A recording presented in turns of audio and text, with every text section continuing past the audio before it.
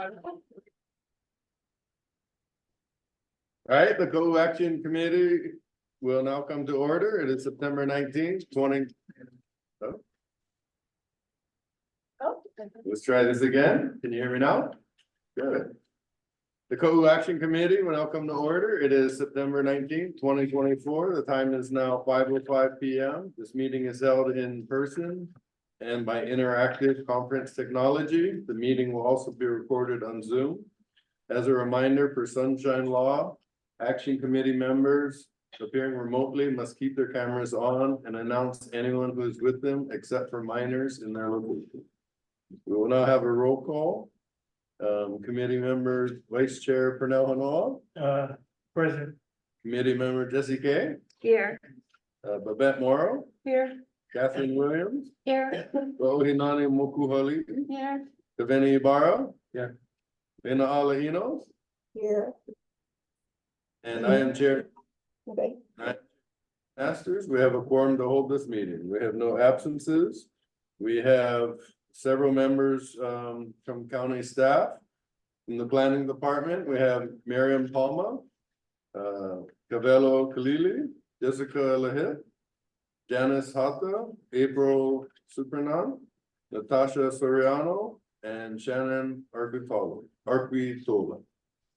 Also, I apologize if I said anyone's name. Also in attendance, we have Deputy Corporation Counsel Jean Campbell, attorney for the committee. She said she got it. Oh, I guess we do not have her. Please make sure your cell phones are turned off or on silent mode. If there's anyone here who would like to testify, please fill out one of these forms. I believe they're near the front door. And give it to our staff. Zoom testifiers can send a message in the chat to the Zoom host indicating which item they wish to testify on. We ask that everyone please state your name before speaking. To all of us who are attending here in person, please remember to speak towards the owl camera so everyone on Zoom can hear. A general reminder to keep in compliance with Sunshine Law. All testimony and discussion must be addressing the specific agenda item the committee is deliberating. If anyone has anything else to discuss that is not on today's agenda, it can be brought up at agenda item number 5, which is for the next meeting. So testimony for agenda item 5 can be taken at the beginning of the meeting or later, excuse me, or later in the meeting when item is called. So the time is now 5:08 p.m. The committee will now call for statements from the public. As stated in the public agenda, published agenda, members of the public may provide public testimony regarding any agenda item now or at the time the agenda item is called to order. So we do have one public comment sign-up sheet. So if there's anyone else who would like to testify, please fill out the sign-up form on the front table and give it to staff. So Savory, would you like to speak now regarding agenda item number 2, or would you like to wait for agenda item number 2? I can go ahead and speak. I don't have a whole lot to say. Okay, so we will take your testimony now. Shall I be closer to the owl? Can I give them the microphone?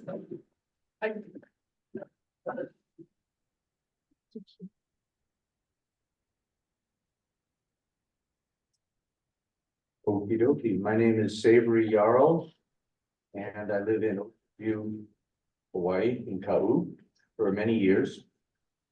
And I'm here for the second time. I was at the last Action Committee meeting with the same intent, which was to recommend that the Action Committee forward their letter of non-recommendation to the Windward Planning Committee regarding the Honolulu Beach Resort as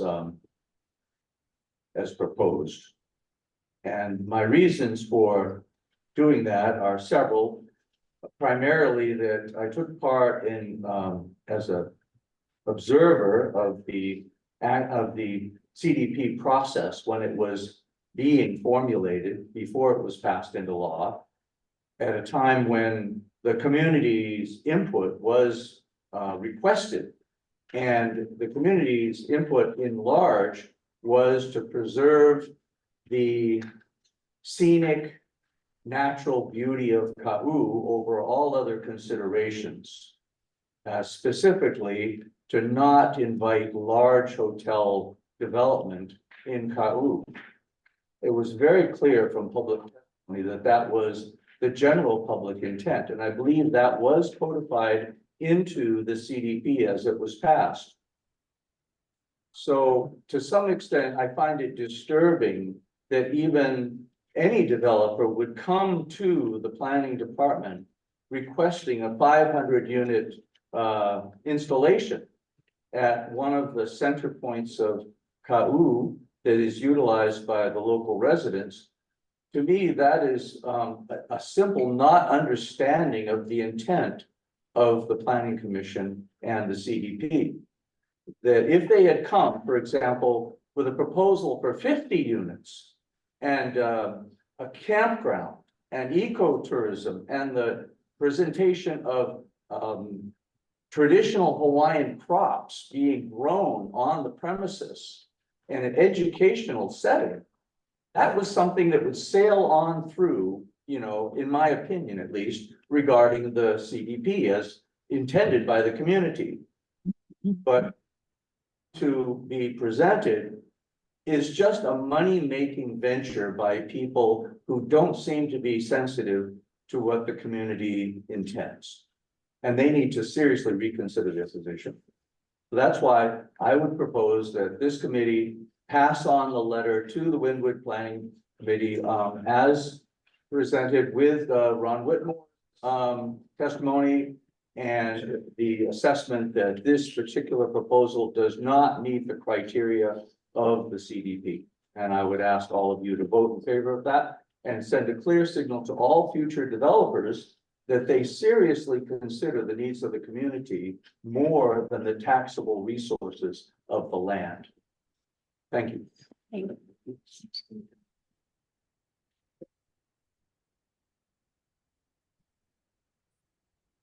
All right, we have an additional, Miriam, also regarding agenda item number 2, would you like to speak now or? It's one word, it's actually everything.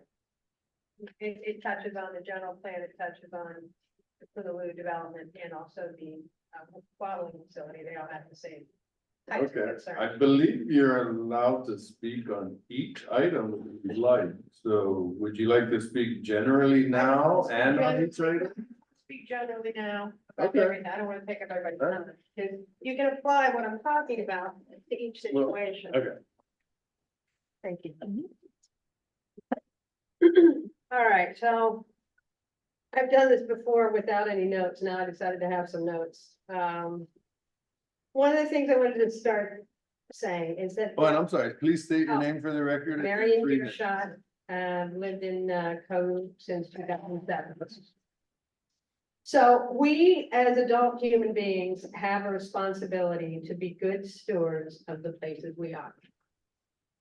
That just comes with the territory of being an adult. That's why we create planning departments and commissions that are comprised of ordinary citizens. It's all of our responsibility to stand up for each other and stand up for the community. Down here in Kaʻū, there is very little infrastructure in this area to support the development of this scale. So the developer will have to be responsible for things typically served by public works and public utilities as part of the county. Which doesn't, you know, the things that I take away from the 2045 general plan are things sustainability and the environment seem to be huge issues on that paper. As we're making this decision, it seems that those things aren't quite as important. And we should look at that. We should take that into consideration. And I agree with Savory. This is If this were in any way a reasonable development of a reasonable size, you want to come in and build a few houses, you want, that's fine, but there is so much that's being proposed here. It will change the lifestyles of everyone that lives here. We have a 1-2 lane road that goes through here. And we're gonna put a mini resort down at we're gonna need traffic lights, we only have a few gas stations. Water is at a huge premium down here, and we're gonna suck it out of Pahala and sell it in bottles. If we're gonna, do these plans, then we should stick by them. If we're gonna use words like sustainability, and we're gonna talk about how important the environment and the culture is, then we should actually act like that. I'd like to commend the commission, this action committee, for your diligence in diving into these issues and your patience and willingness to listen to the community and to take it seriously. I am wondering, as I'm digging into this, I came across something that made me curious. The CDP, our CDP was, I'm assuming, submitted to the Windward Planning Commission and then to the county council? Does anyone know? Yes. So so the CDP is adopted by ordinance as law. Law. Please uphold it. Thank you.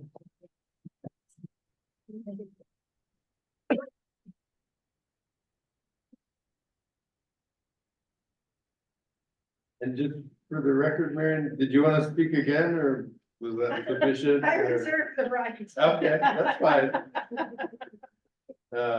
And Sophia, did you want to speak now, or did you want to wait for the agenda item? Now? It'd be agenda item number 2. But you can speak now, and then you could also speak then, it's up to you. So again, state your name for the record, and you have 3 minutes. Thank you. Aloha, my name is Sophia Hanoa. I was born and raised here in Pahala. My husband is the Konahiki of Punaluu. And I sit here meeting after meeting. And I've listened, we have a kupuna on the committee. Nobody ever asked cultural questions. People testifying without even knowing what we have been working with. We have been maintaining the last kuli on the land at Punaluu since the great Mahele, our ohana, and now it's our generation, our time. To perpetuate the teachings from the kupuna is vital. We have so much misinformation, so many things being taught, so the mo'olelos that are putting out there are false. You can only learn the true culture, not from all young individuals, but walking with our kupuna. Now, I hear testimony about, this and that and the other about how special Kaʻū is. We know how special it is. We know how special, we live and breathe Kaʻū, those of us who were born and raised here. But we also need opportunity. No, we do not support resort development, but we would support the cleanup. What you guys don't understand, for us who are the real traditional cultural practitioners, and by which I mean not going around and being a tour guide, but actually wake up every day and do pule, do oli, honor our gods, honor what the ancestors have left for us, for all our ethnicity, of all that we are, not only Hawaiian. That's what makes a Kaʻū lifestyle.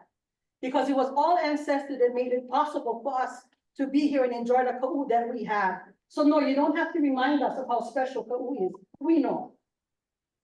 If you want to find out, ask the people of the area. People came and testified, I saw testimony in Hilo. They're not even from this island. And you're going to tell me about the general public? You know who the general public is? So who we need to go to is our kupuna here in Kaʻū. Our kupuna who is here in Pahala. When it comes to the bottled water, we faced this before. He does not own the mineral rights. He cannot use that tunnel. It's ready to fall in. What is he going to do, drill? Do not reinvent the wheel. Come to the source. Our kupuna. The Konahiki of Punaluu. Mauka to Makai. The ones who live the lifestyle, Paniola, La Vaia. You guys going to all these people who does not even live the lifestyle. Some of them gave testimony that should have been stricken from the records because it was personal, and nobody said that. Nobody brought that up, but they let it go. I thought the CDP was to, yes, abide by what is in the manual, but when people get personal agendas and using the committee for their personal, to get their agenda ahead, that's wrong. But you guys want to talk about Punalu, come to the people who actually live there. Come to the people who actually know what is the Honu. The Honu are our ancestors. It shouldn't even have a papo haku around it. Who came up with that idea? Nobody questioning that though. But they're worried about the Honu. It's the people that need to learn how to walk among the Honu. And you guys need to learn properly from the proper people, not the ones who are out there trying to get their 5 minutes of fame. Going on all kind of podcasts, talking about Kaʻū, putting Kaʻū out there. Not everything in Kaʻū is everybody's supposed to know about. If you don't know about it, then it wasn't such a kuleana. If you're not from that Ahupua'a, again, you maha'oi. You guys really want to help, and all coming to, I believe and I respect everybody, it has value here. We can all work together to make Kaʻū a better place. But not when it becomes so divisive, us against them. How can we make Honolulu better? What do you guys want? Just shut it down? Let it continue to be what it is? Don't seek the opportunity? These developers have worked with us for 3 years. We protect all of Wagipanda because we know where all the burials are. The people that testify don't know. Do you know where all the burials are? Do you? No. Do you know where other sacred sites? No, we know, but we're not going to divulge that in the public arena. That's not for everybody to know. And I know I'm going to run my 3 minutes. But when it comes to culture, I can stress enough. You guys have a kupuna here. You have a kupuna here. You guys get questions about Punalu'u. Ask the kupuna. Ask the kupuna from your area. And if they don't know, they want to point you into the right direction. But please, we want to talk about respecting culture. That's protocol. For those who speak without mentioning the kupuna, don't have kupuna, that's not protocol. They're not traditional practitioners. And I don't like the word practitioners anyway, because we don't practice how we live. We live. But I feel everybody's going to play a key part in the future of Honolulu and the future of the opportunities that we can give our children. No, we're not about resort development, but we are about ecotherapy, not ecotourism. And if we all come together and create something for our people that will invite healers, healers going to come, and that's what Honolulu is about. They're going to come, they're going to heal. We're going to heal our people. They're going to come, they're going to leave, and they're going to help heal the world. There's never been a place like that, ever.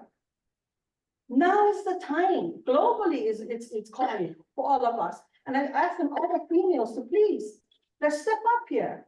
We the nurturers. Let's do this. Create a space for our people. Create a space for autistic children. Create a space where our elderly can actually go down to Honolulu, plug in their oxygen, and spend the whole day down there. That's what we're looking out for.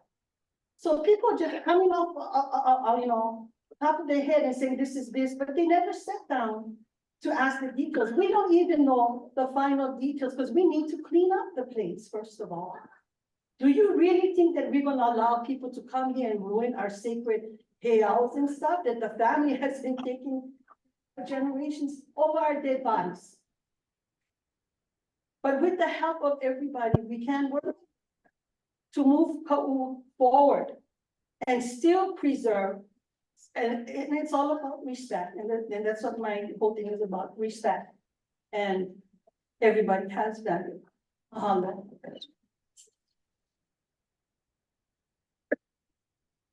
Thank you. I think that's all the in-person testimony at this point. Is there anyone on Zoom who would like to provide public testimony at this point? All right, seeing none, the time is now 5:24 p.m. We will now move on to business item number 1.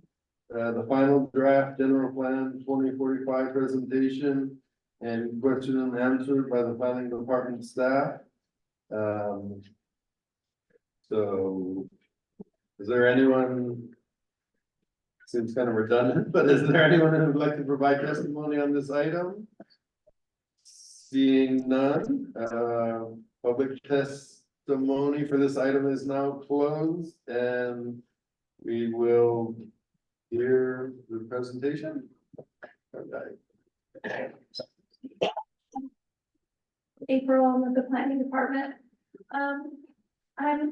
I can give a short presentation or a long presentation, but before we do that, I'm really mostly interested in hearing from you all and committee members. Thank you for having us, and answering any questions that we can answer. So happy to do that. So before I do at least an initial, just really short intro part of the presentation, how many of you have either attended or watched a recording of one of the workshops that we did in the last couple of weeks?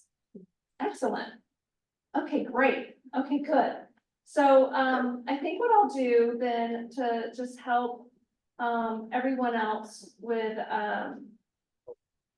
an intro, let me see, I have to.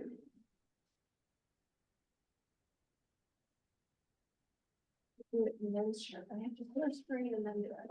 No, do it and then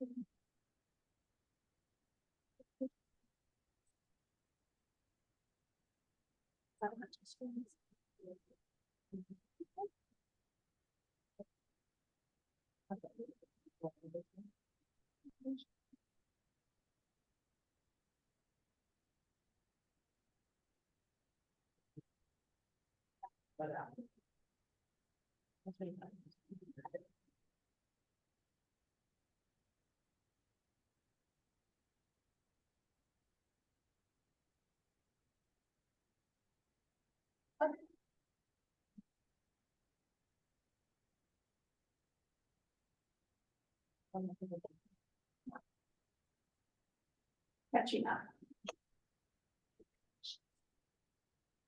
So with the general plan, for those of you who may not be aware, is the purpose of the general plan is to be an overarching, high-level guiding document for the county as a whole. And it touches on almost everything that we do within our county.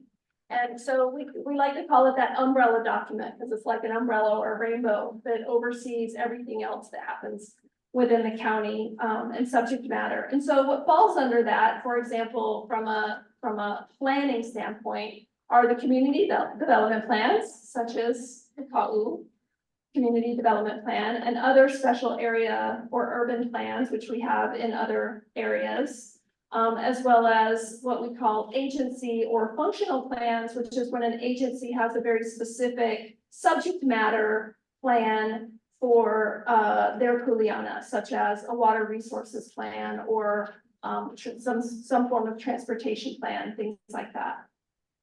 And then what further falls under, say, on the community development plan side are the regulatory pieces, which is how we implement those plans. So how the general plan and the community development plans get implemented are largely through codes and administrative rules. There are also projects, so that happens as well, but largely through that regulatory measure. And then the permits where the applications or people who want to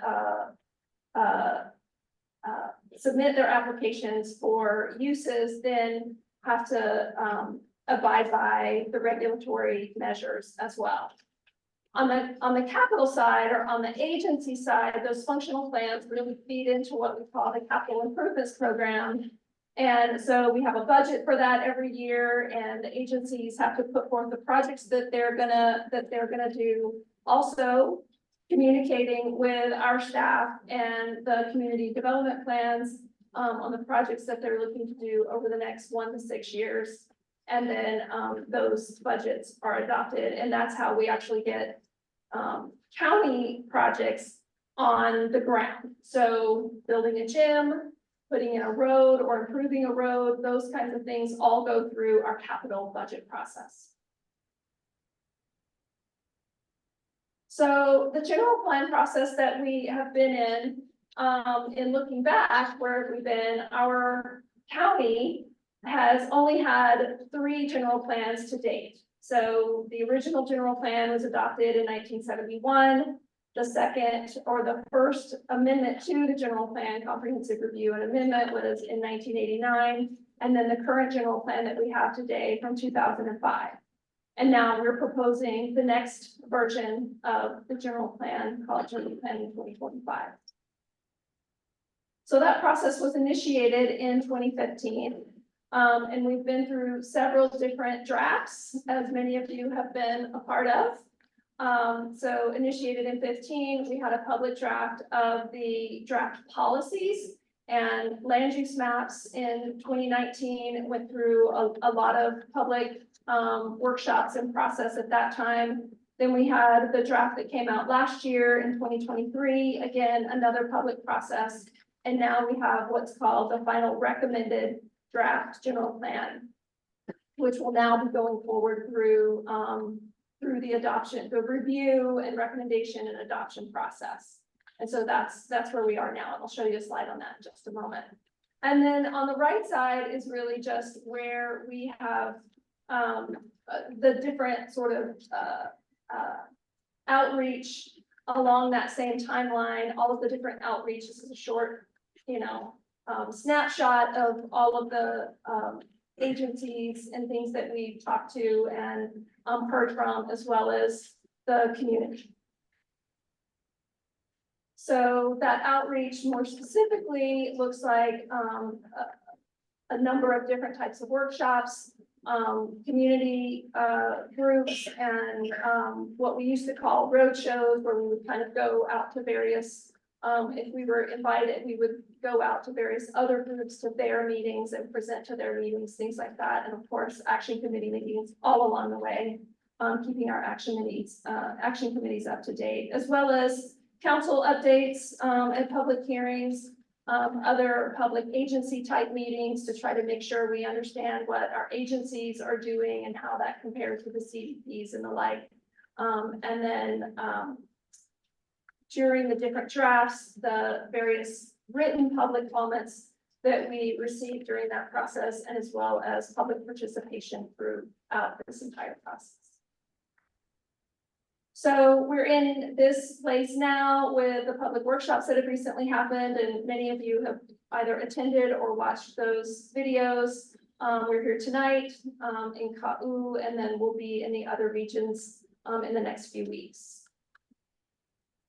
And so what this process looks like going forward is we are in the public review, kind of in between the workshops and the public review comment period, which for this phase of public comment closes September 26th.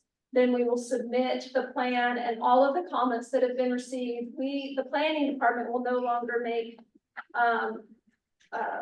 changes or amendments to the plan. We will take all of those comments and package that and then present that to the planning commissions. They will do their review, they will make their recommendations, and that too will get added to the package. And that is what will go to county council, and then they will take it a step further.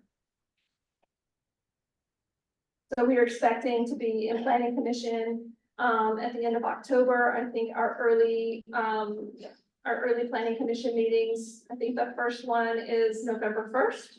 And then hopefully that will, with this being submitted there, we will be at county council probably in March of next year.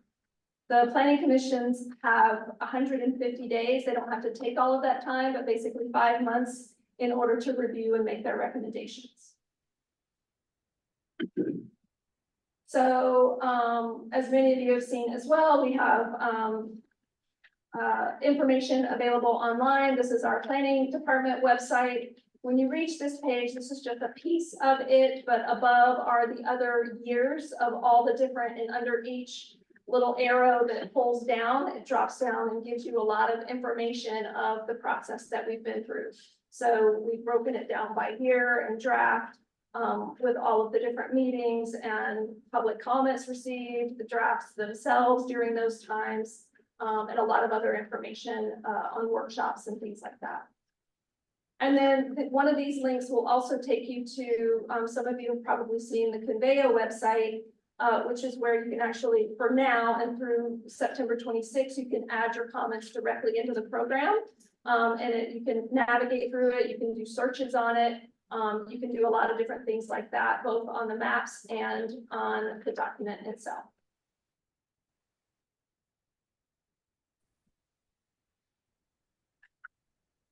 So one of the things we look to with the general plan is the vision statement. This is the vision statement for the general plan, but we look to all of the adopted community development plans that have been done over the years, as well as other community plans that have been done. And this is sort of a synthesis of this vision statement is sort of a synthesis of all of that work that has been done by community. In terms of structure and how what you'll notice is there's the vision statement and then goals under various subject matter, as well as objectives and guidelines, but really how these things start to get implemented is through policies and action statements.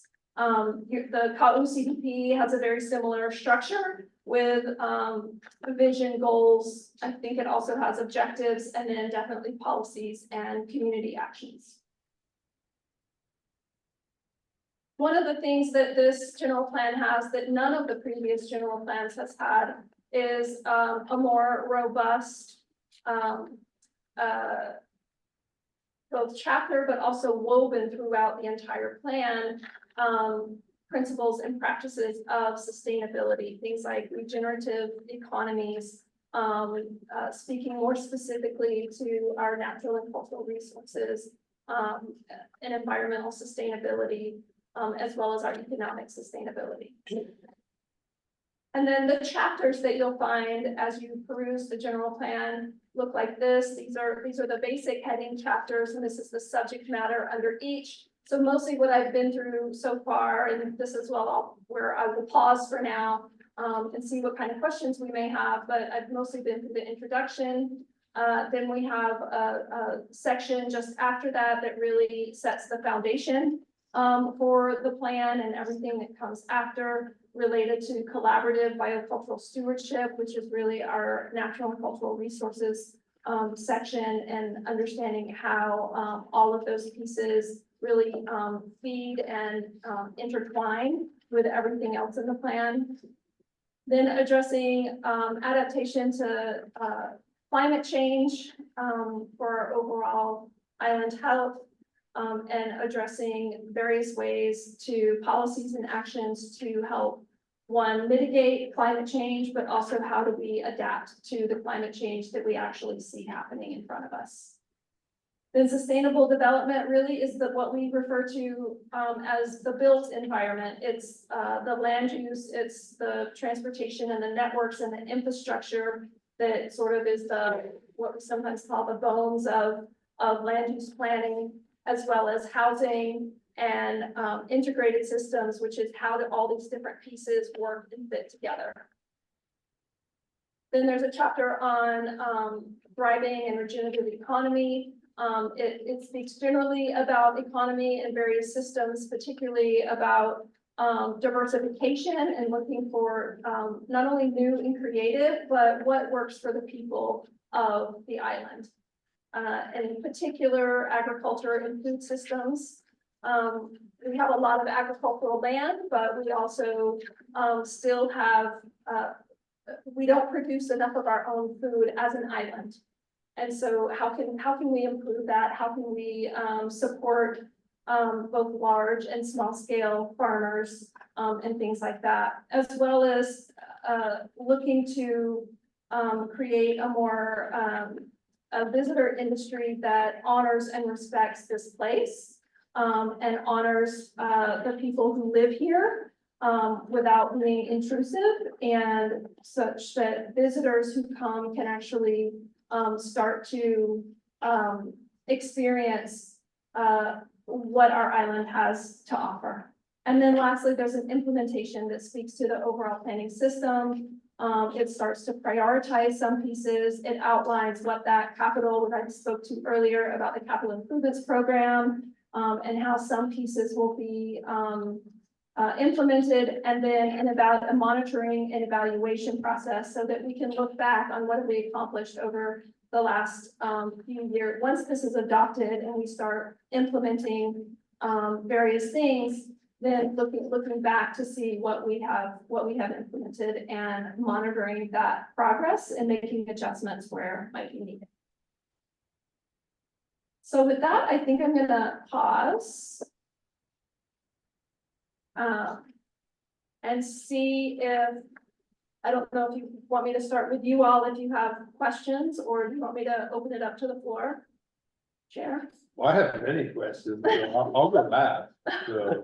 Okay, well, I'll open it up to some of the action committee members and then also to the people who were here tonight. Okay, I guess anybody from the public have any questions? It looks like, Ms. Hanoa, Well, what is the obsession with stewardship? maybe come to the front to the. So repeat your question, if that's helpful. Yeah. I wanted to know, what is the obsession with stewardship? Everybody's putting out their stewardship, you got stewardship Kaʻū land, you got stewardship, and it's open to all, if you're not a nonprofit, you don't qualify. I mean, what is the obsession? And then the planning is with agriculture, but how can we do agriculture when we have the state giving it away, 4,000 acres of shoreline? Under the guise of conservation, where our people gotta even apply now to go fishing. It makes no sense. I mean, we need to be asking these questions from the BLNR. Why are you giving lands to outsiders, nonprofit organizations who claim to look out for the benefit of the people under conservation preservation? But who are they preserving them from? Our people. And that's why I want our people to start waking up. Don't sign these papers that they put out there to save this land. We'll find out the facts first. Because on every land, like Nature Conservancy is locked and gated. The same person, Nature Conservancy, is the same person from Waikapuna down to Kaunamano. That's over 5,000 acres. You gotta ask this one person for permission. Now, the same person is talking about Punalu'u and having access to a heiau that she has nothing to do with. The Kupunas said, off limits right now, because we do not want to expose all our sacred cultural sites like how Macanao has been exploited. So what my asking is, you talk about agriculture, yes, we agriculture, but find out why the state gave all of our shoreline now. 4,000 acres, which is against, by the way, against the PASH Act, because we don't have accessibility to it. You can come up with all these programs, stewardship. You know what is stewardship was, Punalu'u? Take care, but leave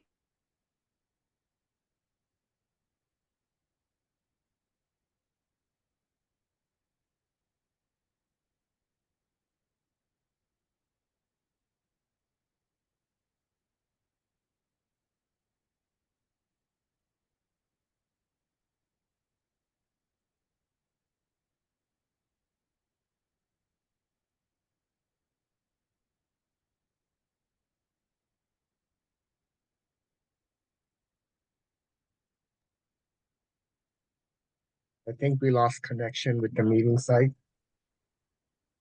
Looks like it. Or sounds like it. With no sound.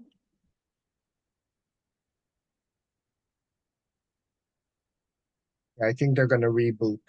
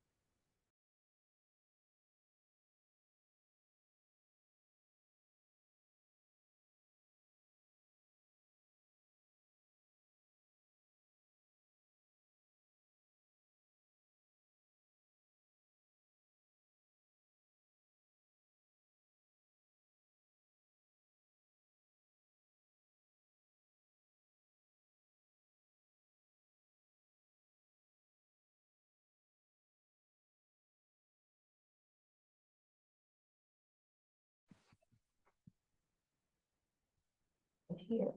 Okay, okay, okay, all righty. Okay, thanks, bye. Thanks, bye.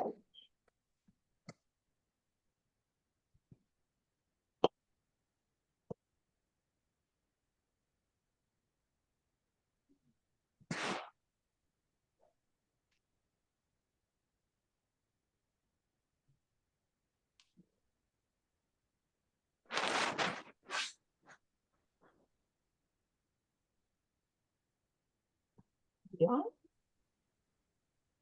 So should I say that right now? We're ready, yeah. Yeah, so No, I got it. for the record, the time is now 5:49 PM. We had a momentary break and we will come back to agenda item number 1. We were discussing the general plan 2045 final recommended draft. So I forgot where we were exactly. with Asking that. if anybody. I believe members. Yeah, we were asking questions. Yeah, we were- okay. We were honoring questions, so. So- I think, yes, but let me get myself connected real quick. So let me in, you don't. Yep. Okay, come on. Marion? Marion. Thank you. Okay, so the first question I have is that on your opening slide, you have the general plan up at the top, and then you have arrows going down to the CDP and arrows going down to other things. I was surprised because I thought maybe it would go up, you know, because we've gone through the CDP and its law and so my question is, if you're not getting your recommendations from the CDPs, where are your directives coming from? Thank you for sharing. sorry. Yeah, thank you. You're good. You're good. So we are taking directives, and one of the things that you have in your packets for tonight is a policy rationale document, and it shows, I think, some 10, I don't remember how many pages, but some 10-ish so pages of policies where those particular policies, the rationale actually came out of Kaʻū CDP. So all of the different policies that are in this draft general plan either came from the 2005 general plan in some way, or from a community development plan, or other adopted relevant plan, or some other resource document that either was part of a study or something like that. All of those resources we also provide on our website, and we can point you to the folders and things like that. So they absolutely come from, and I would say this is not a top-down filtration. This is more showing the structure of how the pieces sort of relate to one another. But one of the things that we talked about from the 2005 general plan, and the reason why we have not initiated more updates to the community development plans yet is, not that you guys are actually up for that yet, because yours was newer, but is because all of the CDPs came after the 2005 general plan was adopted. And so the idea, and also why this general plan looks so different from the previous general plan, is it had a lot more focus on various regions in that general plan, because we didn't have the CDPs. Now we have the CDPs, and so they speak directly to, and there was robust, as you all well know, robust community input and engagement through the CDP process. And so the idea is to lift up those policies that also are not just place specific, but also really affect the whole island in many ways. Like you all have some policies that are consistent with many other policies in the community development plans. And so we lifted those into this draft general plan so that you all can also hopefully focus not on everything, and not just everything about your CDP, but also those very place specific policies and actions. That answer, okay, yeah, very good, thank you. Okay, so I was thinking about things like the vehicle miles driven that's on the horizon, and some other things that don't show up in any CDP that I'm aware of. So, and then I looked you know, a lot of this is presented as that these are guidelines. Almost sounds like suggestions, guidelines. And but on one of your pages, it says no public improvement or project or subdivision or zoning ordinance shall be initiated or adopted unless the same conform and implements the general plan. So these are not just guidelines. This is gonna be a firm structure. Is that correct? Yeah. And yes, that's how it works now. Yeah, I see. Yeah. That's how, Yeah, thank you yeah. for telling me how it works. Yeah, absolutely, of course. Thank you.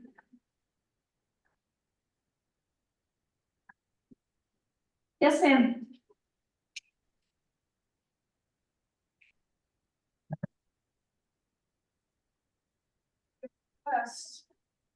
Request. I want to hear what Kapuna has to say at this point. No, what you can tell us at this time? What's the question? Just what's happening here at Honolulu in the general plan of things, what's going on, and what do you think about it, what we need to do? Or with your wisdom about the situation?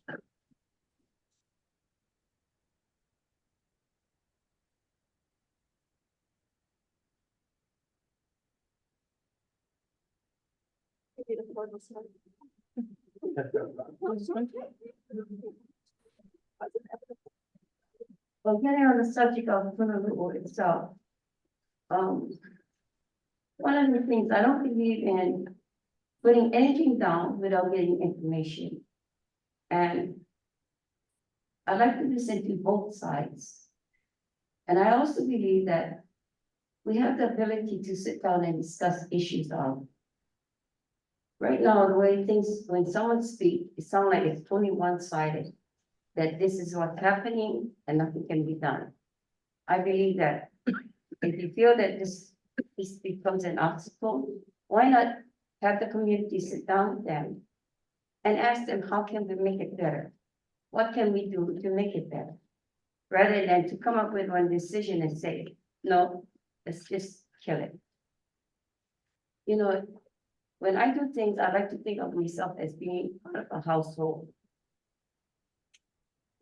And not just put the child down without finding out what's happening and try to work out a solution for the child as well as for myself. And that's how I see it right now for Honolulu. You haven't given me a specific question, but if you're talking about the sacred sites, for me right now, the sacred sites should not be put out there. Because I don't want people exploiting the sites. It is sacred to the people who are here, especially Honolulu, having a Punahiki who's maintaining the area. It is his kuleana, not really mine. I would be just there to advise, but that's how I feel.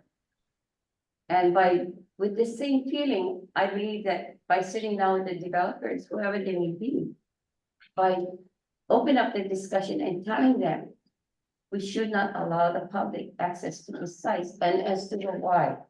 Simply to say, don't go, it's not enough. It's like telling a child, don't eat that. But you don't say why.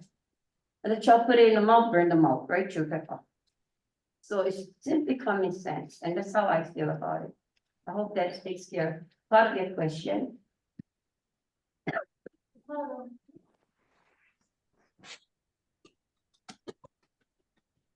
Action committee members, do you have specific questions? For you? Yeah. I'll go loud. 'Cause I got children. I don't have any. You got anything about that? No. Okay, so you may be last. Okay, That's you. it's all on you, Jake. All right, well, we'll start at the top. I guess the first thing is that, as you know, the Council Bill 23, which is on our agenda for tonight, was recently adopted. And so as a result, and I've been trying to decipher, but I think the one thing I noticed most predominantly is that Ocean View is shown changing from, I mean, it'll still be in the state land use designation as agricultural, but it's being proposed. Which kind of made sense prior to. What was it, Tuesday's adoption of this bill, as going from, cultural to rural. But, so the difference is that with the rural designation, you could build these, 3 accessory dwelling units. And even if it's not consistent with the state's agricultural designation, and it seems that just might cause confusion, and I'm concerned that having been a planner, someone might come in and apply for something, and a planner not knowing or doing their own due diligence might erroneously approve of accessory dwelling units because the general plan land use is rural and not agricultural. And so is there a way to remove ocean view from rural and leave it in agriculture, I guess is the first question. Okay, I can't remember them all. so that's the first question. This happened to us 2 nights ago, and somebody asked like 5 questions all in a row. I'm like, all right, we gotta back up. So the first piece is that, Ocean View is noted in the Kaʻū CDP as rural. Okay. And so we match that. And so that's part of the reason why we honor the CDPs in that way. Rural? Rural. So even though the state land use designation is agricultural. I mean. So rural in the general plan and so one of the things that we talked about in the workshop is how there was an effort to try to better utilize rural in various ways, particularly around urban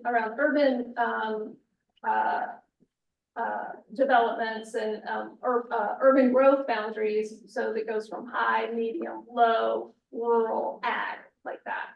And so that was one of the ideas that one of the principles that we tried to utilize is better utilize rural. But also in the CDP, it shows Ocean View as rural. And so again, we wanted to honor that. There is a mix, and the purpose of rural is a mix of both residential and smaller lot residential and agricultural uses. And that is what Ocean View is largely used as. And so again, that's why it reflects what it does. Now, how do you change something like that from the draft? You can present testimony, you can write comments, you can do things like that and provide that to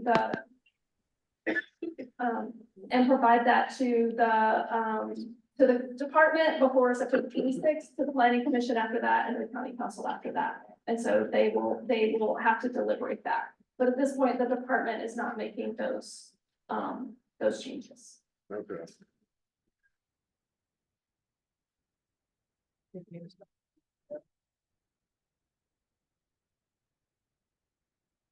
I don't particularly have a response to the ADU bill, only because that exists in code. And so,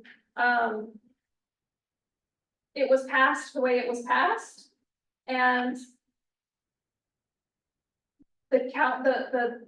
perhaps the department or the planning commission or the county council will then, if they want the general plan to somehow reflect something different from that bill, that would have to be part of the process, because what the draft happened before that bill came to be. Right, so it wasn't something we could actually react to in developing the general plan because it came after. Yeah. There's also a distinction, yeah, so this is for future development and future wanting to rezone to higher densities. It doesn't change the zoning that Ocean View has, and so the zoning or the state land use, and so those two things go and coincide with the ordinance for ADU, right? So if it's prescribed that it has to be a certain zoning, that's not necessarily what's reflected here. So it would be whatever the current zoning, now if somebody in Ocean View wanted to upzone to something more densely, then that's where the GP comes in. And says, this is the max that you can zone to. Does that make sense? Yeah, I mean, in my eye, it would be easier because it's. The land use designation is rural. And so it would be easier to change the zoning to something other than agriculture. Because that's the land use designation. But you. Yeah, so what can You still have to happen, go through the process. you still have to go through the process, and the other options for rural are also, family agriculture district from the zoning code. And, residential ag district from the zoning code, those are slightly different districts within the zoning code, but those would be allowed here. Thank you.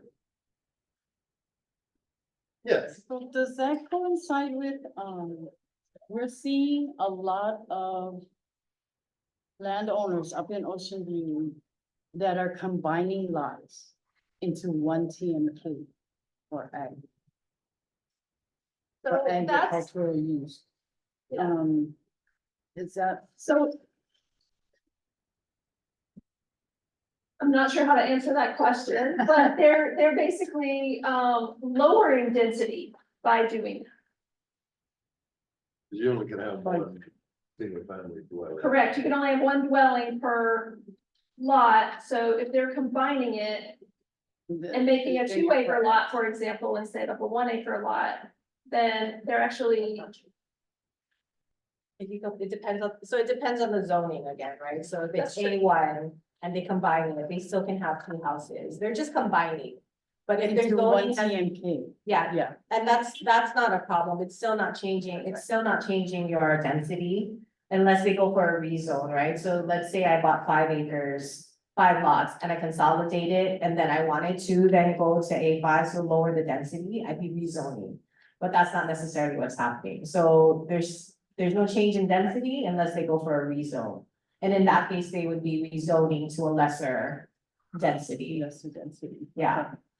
The only other way is that if I say I did rezone, combined it, and I wanted to go to a higher density, I'd still have to fall into the parameters of what the GP says is the max density I can. Thank you.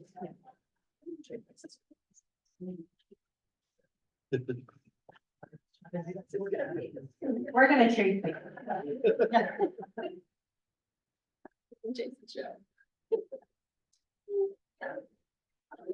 okay, chair. But so. Assuming that existing dwelling density is, or existing designation is productive agriculture. The dwelling density is up to 1 unit per 5 acres, which is not possible in Ocean View. So I don't know what the existing land use designation is. But with rural, it's up to 4 units per acre. Right? So. I guess I'm still confused.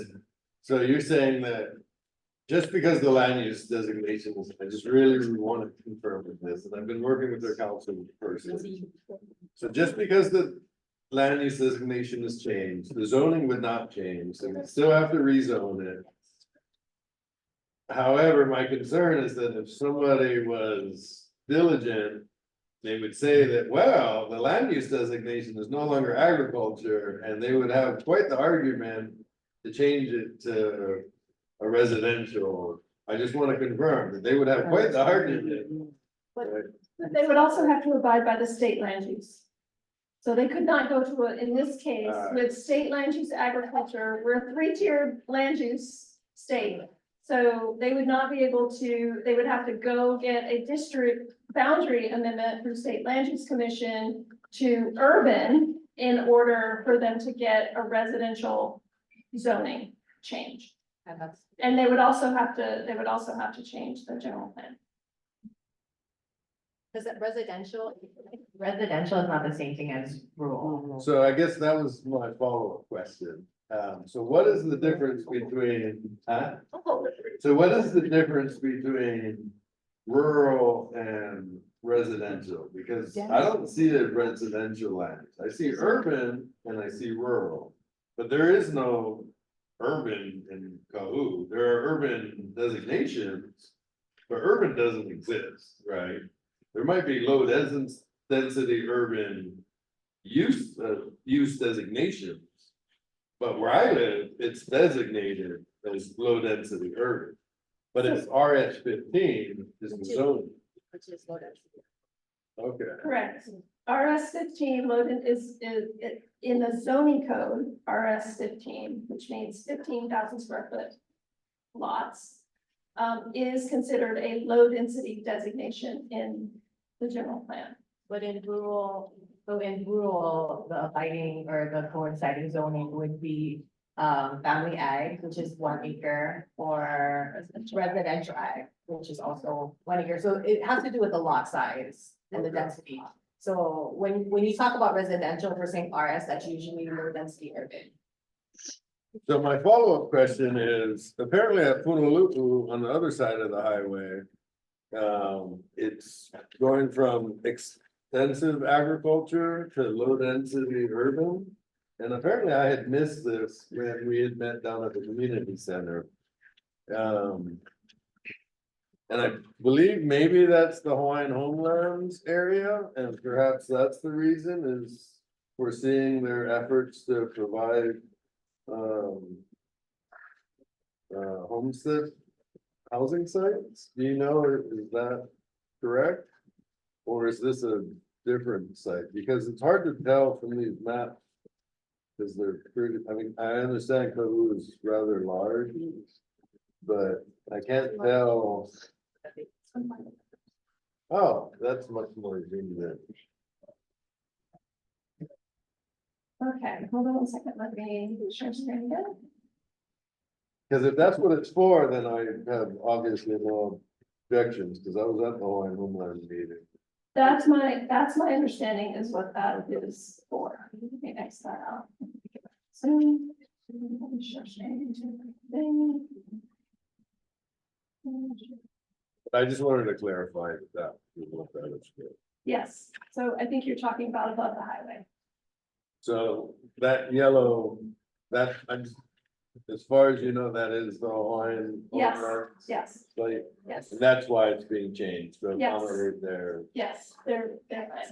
And then, but on the other side of the street, it's going from some kind of weird S shape. That big orange blob. Yeah, so what is that? Cause that is currently, and I just lost it, not that. And I know that's not, Yeah. the Punaluu property owner. I don't know who owns that. But I also don't know why that is being proposed as medium density urban. Or what the accommodating residential zoning would be. I don't know if that's like Bishop Estates or. I don't know who the owner is on this map, so I can't look that up correctly right now. So, you know. I guess when we talk about Punaluu. I'm not for or against when it comes to the Punaluu project, it just doesn't comply with the CDP. But with this, I don't understand why this huge orange thing is being proposed as medium density urban. Because apparently I hadn't noticed that either. Because it's certainly not shown as that. Well, I can't tell what it is in this map. It's just a big. Yeah. So I guess that was my other question is would it be possible to have what the existing land use is to accompany what is being proposed? Because Say that question again if you don't so mind. the 2005, so ironically, when I was in graduate school, I did a study on the previous plan, and I did that in 2004, before the 2005 plan came out. And that plan was pretty efficient, to say the least. But the 2005 plan isn't a whole lot better, and it's really hard to tell, like, where these aren't property lines, so if you look at this compared to this. It doesn't make any sense, so I really don't know. Yeah, that's what I'm looking at. So that looks kind of like the golf course almost where the previous. Medium density urban is, and now it looks like that entire property is going from. Extensive agriculture to medium density urban. This is the green and this is all, open Okay, so in it's the going two thousand from, five. so it's going from open to medium density urban. So I guess that's, And this is medium density urban, all of Right. this. so. So is that also consistent with the CDP? Is that where it came from? I didn't pull that up. So. I'm really concerned with why all these. Not the Hawaiian Home Plan, because I was at that meeting and assuming they actually award people. You know, what they're most certainly entitled to, I have no objections for that. But creating all these medium density urban areas, I don't really, if it's not what was the desire of the CDP, I don't know.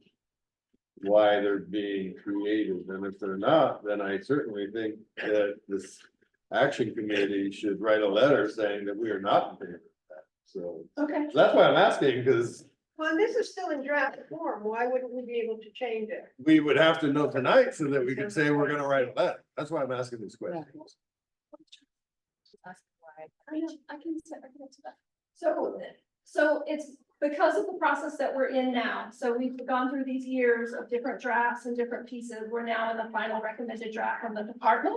And so now it moves forward to the planning commission. So we don't make any more changes. It doesn't mean that it can't be changed.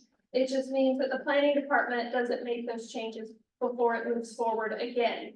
So we would have to go backwards in order to do that, and we kind of, just last year, I understand, I get it. Pointing But out it's it's draft document, not a final. That's correct.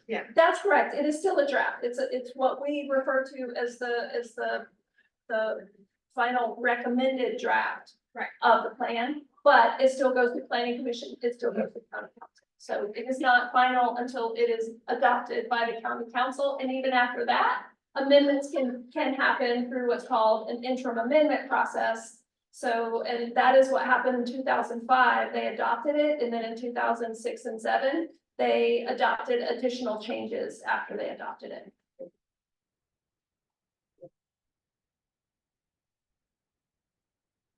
And then my What last. else you got? Yeah, this is an easy one, so. Not related to planning much, how did they assign coral reefs, because apparently Kaʻū doesn't have any.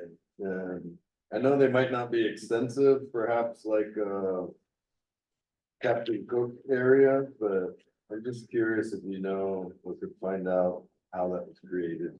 Yeah, I'll have to look at so he's looking at the resource map on page 9, it's map number 19, excuse me, page 281 of the plan. And I'd have to look and see where the resource is that informed that, but we can look that up. Okay, and so the reason I'm asking I about don't know it off that the is, top of my head, sorry. right, so for, urban runoff purposes, that if it doesn't show that there's a coral reef, people might not be concerned about stormwater runoff, so, because the land use map is showing, oh, there's no coral reef there to be worried about, so Yeah. that's what. I think that, yeah, all right, thank you so much. You bet. Other questions? All right. Are there any questions online? Okay, with that, then I will hand this back over to you, Chair, and move on with your agenda. All right, thank you, April. We do appreciate the presentation from the planning department. The time is now 6:17 p.m. The committee will now move on to business item number 2, the letter to the Windward Planning Commission regarding the Black Sands Beach LLC SMA application. BL SMA 2023-000-046. Discussion and decision making on submitting the letter to the Windward Planning Commission Is there anyone present who would like to provide testimony on this item who has not already done so?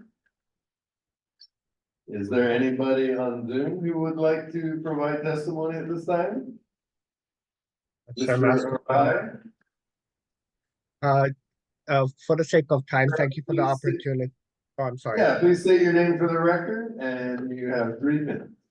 Okay, thank you. My name is Darren Arai. I'm a land use planning consultant residing in Hilo.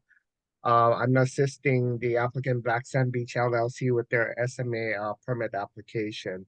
That's currently before the Windward Planning Commission. We appreciate the draft memos and statements that were prepared and is currently being considered by the committee. We have offered 2 responses.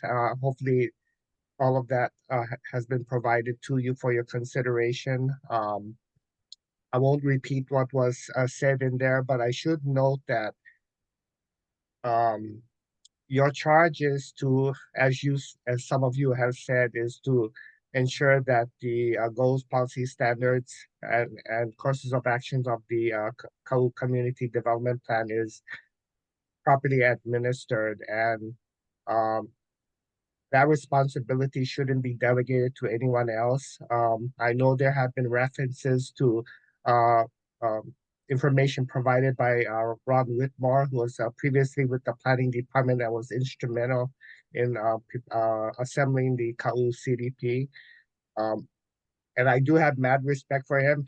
Extremely intelligent gentleman, and I just saw him recently, and I do appreciate all the service he's done and given to the community. But at the same time, make sure that the information and the decisions you make this evening are yours and yours alone.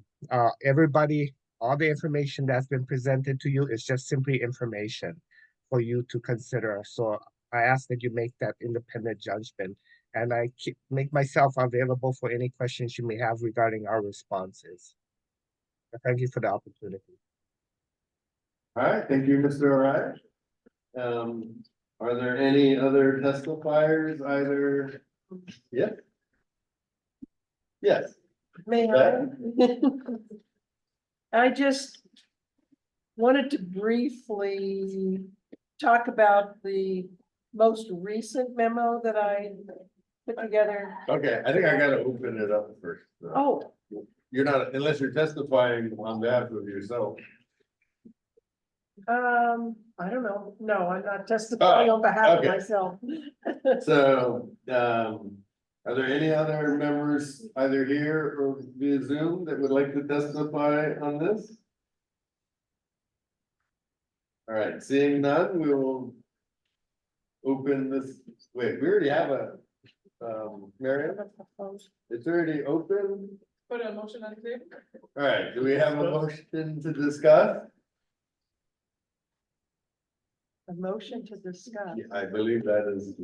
I move that we discuss the proposed testimony that the action committee will send to the planning commission regarding this application. All right, do we have a second? A second. All right, so you may proceed with your discussion. Thank you. Give her the mic. I can talk loud. No, we need to hear it. So following the last meeting, when we postponed this decision to this meeting, I did do some further research and some further preparation of analysis of the CDP. And as we've said many times, that we are not recommending approval or denial. We are merely recommending our opinions on compliance with the policies of the CDP. So that brought us to 3 policies of concern that we talked about last meeting. And just hopefully everybody's had a chance to look at my revised submittal that got sent out to everybody yesterday. And just some recommendations to the planning commission of the studies or assessments or whatever that's recommended in the CDP be a part of this planning commission's review of this proposal. So, I'm not gonna go through this whole thing because it's 4 pages long, but there are various conditions that were in the CDP that I think we should be forwarding to the planning commission for their review. All right, So is this an additional? Is this like an addition to the original letter that you wanted to send forward, or is this a revision of the original letter? It's basically a revision. So we're gonna need time to go over this as well, then. yeah, did you send this? Is that what was attached or? I sent it to the planning department and then they forwarded to the action committee members. Okay, So it's basically a discussion of the same policies that we discussed at our last meeting. oh, yeah, I did, all right, And it's just, always at the bottom, okay. yeah. I mean, I could go over what the recommendations are. Yeah. No, I Okay, think it would be good for you to just go over what, okay, yeah. Cause it is 4 pages, but yeah. say what your changes, what your recent developments are, I guess. Well, policy 6 from the CDP addresses various items, one of which is the development of visitor accommodations and any resource development should do certain things and provide affordable housing to meet demand created by the development. So this was something that was in the previous memo that I had put together. So basically just reiterating that policy 6 applies to any development of visitor accommodations or resort development and not just an SMA application. So while this application is addressing a number of various issues, it doesn't include any affordable housing, and really that they are providing 225 residential and short stay dwelling units and assorted retail space. So therefore, affordable housing for local residents and workers becomes more necessary at this site. The other policy is 28, which is pretty lengthy, but it addresses shoreline setbacks that were discussed quite lengthy in the development of the CDP. And it says on lots that are at least partially within the SMA, establish shoreline setbacks at the earliest stages of the land use planning and development process at a minimum of 1,320 feet or a quarter mile. It does say, however, the applicant may request that the setback be reduced by providing information to the planning department, including information required for SMA review, which would allow for an assessment of the proposed activities impacts and in consideration of the physical limitations of the property. And I think one of the issues that's been brought up several times is there is no current shoreline survey. The planning department states that no determination of a shoreline shall be valid for a period longer than 12 months. And the current shoreline survey is over 50 years old. So there has been a lot of changes in 50 years to the shoreline. And the application does not meet the circumstances for a waiver found in the county code. So at a minimum, the applicant should be required to do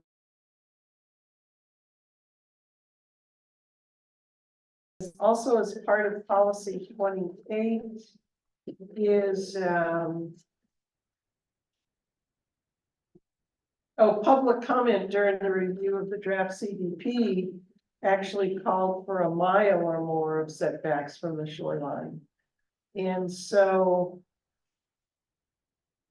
this application doesn't clearly establish a shoreline setback for renovated and proposed new buildings. There are proposed new buildings that are located at least a quarter mile from the shoreline, but it appears that the new building housing public restrooms, an open market, a fish market, and seafood restaurant is approximately 600 feet from the shoreline, and that's what I determined by looking at the plan drawing that was part of the application. And without an updated shoreline survey, it's not possible to establish an accurate shoreline setback. So those are part of policy 28. Policy 29 is even more lengthy because it goes into all sorts of different studies to ensure that there's no substantial adverse environmental or ecological effect. In order for the planning director to accurately evaluate whether the proposed action will have a substantial adverse effect, and this is from the CDP, the planning director shall require that SMA use permit assessment and use permit applications include all of the information necessary, including but not limited to, and number 1, which is an assessment of impacts on rare, threatened, or endangered species, such as the local green sea and hawksbill turtles and the Hawaiian hoary bat. There is no, I'm just going through here. I don't want to read the whole thing, but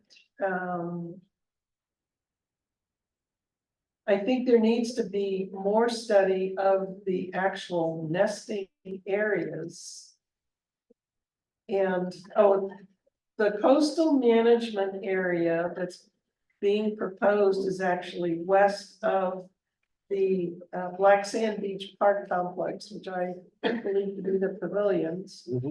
But there's nesting areas located within 50 feet of the lifeguard station. So they're not within that proposed coastal management area. So there should be included in this application how the historic nesting sites would be protected.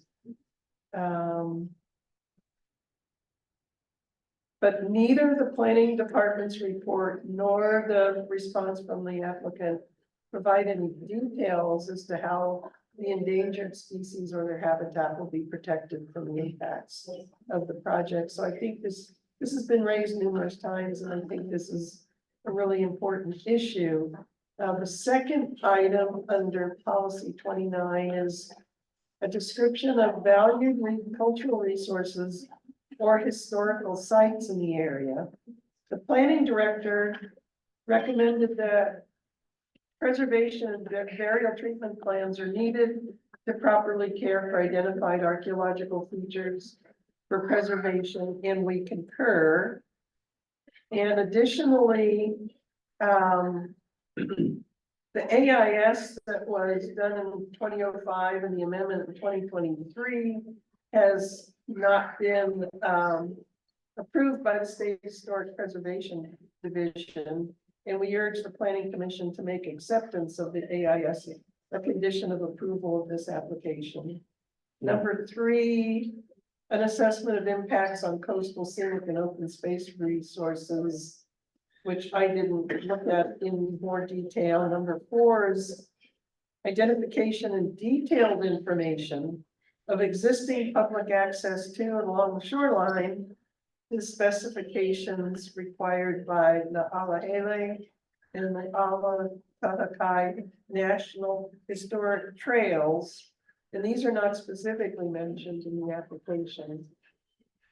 And number 5 is assessment of impacts on hazard risk, including flooding, tsunami, and coastal erosion and or sea level rise, which I didn't go into any further.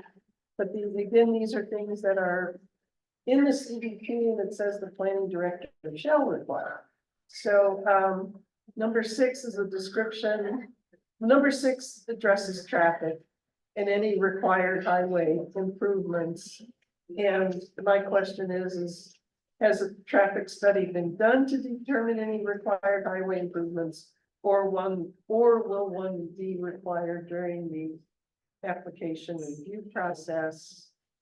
And also there's some discussion about the final environmental impact statement, which there was a draft and there was an update, but the draft was never finalized.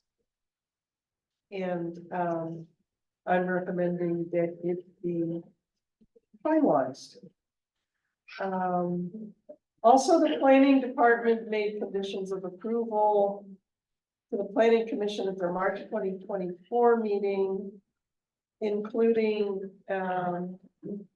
water quality and marine life monitoring plan, pond management plan, cultural resources management plan, and shoreline and preservation area management plan. And they said that these plans shall be submitted prior to any development activities in this permit. And our recommendation is we urge the planning commission to add these conditions should they approve this application.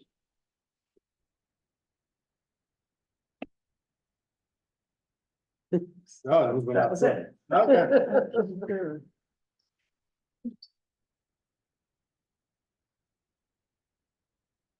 Right, anybody have any comments on either Babette's, Yeah, I have comments. yeah, okay, we'll go with that. Yeah, I had time to review the letter and I have some comments. And I'm just gonna get to the specific policy that seem to be inconsistent with the CDP. And these are my personal comments. Policy 6 on affordable housing. I'm not in favor of any affordable housing in Honolulu on any historical or cultural area. On policy 28, a new shoreline setback should have been established. I think that's the planning department, planning director will determine those setbacks if they are warranted during the application review, and he can request them of the landowner. I don't know of any new structures being proposed on the shoreline or close to the shoreline. And I was wondering if we're those buildings that we're talking about as far as repurposing the old restaurant, is that what that was referring to? The old restaurant, the golf course? So I think the Beach House Cafe thing is the one trigger. So if you got rid of that, then nothing would be in front of the old restaurant, as far as my recollection. But that might be a question for Mr. If you want to ask it. But you can finish. Yeah, I'll let it finish before I get outside. So policy number 29, necessary assessments were not completed. There's a lot of assessments, I guess, we gotta complete, but the permit applicant gotta complete. So it says the first one is a description of the environmental settings and natural resources in the area, including an assessment of impacts on rare, threatened, or endangered species, such as the sea turtle, the bat, and coastal water quality. The owner right now is being confined by somebody not even authorized to be doing that. You know, building a corral and making a place for the owner to go. So I think something needs to be done on that before we can ask the landowner or the applicant to make an assessment concerning the owner. Water quality is being affected right now due to the aged sewage system. Probably of the abandoned buildings and the pavilion to leakage. Vehicle parking directly on the beach, contaminating the sand with oil and fuel, because there is no designated parking area. People just can park wherever they want to park basically on the beach right now. Selling of the sand that has been going on for decades. You get families on there that's been monopolizing the retail and just selling everything from the fish to our natural resources. Okay, assessment number 2, a description of valued cultural resources of historical sites in the area. All of the historical sites are already well documented. The applicant has been working with Kuleana landowners, traditional ohana of Punaluu and Kaʻū, and the kupuna of Kaʻū for over 3 years to protect the native historical sites, Native Hawaiian historical sites, and protect them from exploitation and desecration, and to prevent the illegal desecration that was done on Puhai Kalani Heiau on Makanao. Assessment number 3. An assessment of impacts on coastal scenic and open space resources and view plains. From what I understand, there's nothing going to be built on the coastline. And then who makes a determination of what is an acceptable viewplane from the highway? Is that we don't see no roofs, but you can see roofs today. What is that? And who's going to make that call? Identification. The next assessment is identification and detailed information of existing public access to and along the shoreline. I didn't see anything that is going to change the public access to Punaluu or the coastline. Assessment number 5. Assessment of impact on hazard risks, natural disasters, coastline erosion. I believe that is a state and county responsibility.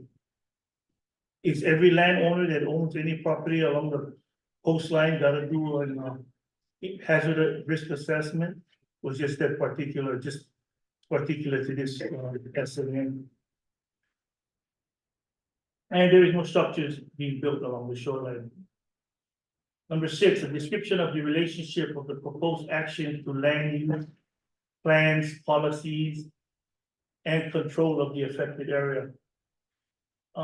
This application would allow the owners to repair the dilapidated fire hydrants. They'll be able to install control measures to mitigate the impact of the tourists on Punaluu. It's getting to the point that you can't even take my mo'opuna down there to go all without them having to fight for a little beach area for them to go swimming. Create designated parking for tourists to increase safety, increase parking availability for our local people. You know, right now, people are just parking wherever they want to park, and then it's actually becoming unsafe. If there was an emergency where somebody got hurt, or we had alarms went off for a tidal wave or whatnot, people wouldn't be able to get out of there safely because people just park wherever they want to park. Create a fair retail opportunity for our local community at Punaluu, and not just one family. Allow traditional cultural practitioners or ohana, not practitioners, cultural ohana of Punaluu, and the ability to continue our traditional practices by enforcing laws down in Punaluu. My family continue to make our own coconut milk. We've always done that. We make imu, we fish, and those things are being threatened because the laws down at Punaluu are not being enforced. So you go down there, and there was a time when I was a young boy that I could go get 40 coconut within like 20 minutes, just looking in the bushes. You can spend half a day and lucky you get a dozen, because these things are just being stolen right off the trees. So we could get some laws down there to be enforced. Allow traditional cultural practitioners of Punaluu the ability to continue our lifestyle and our practices. Create employment opportunities for future generations. So that's just my comments that I had for the letter. Thank you. Thank you, Brown. Anybody else? Yeah. That's it.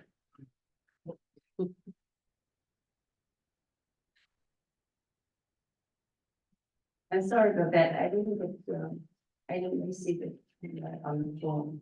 But one of the things I did here is that about the marking of the grave sites. I'm gonna disagree on that. Because one of the things, for me, this is part of Kuleana.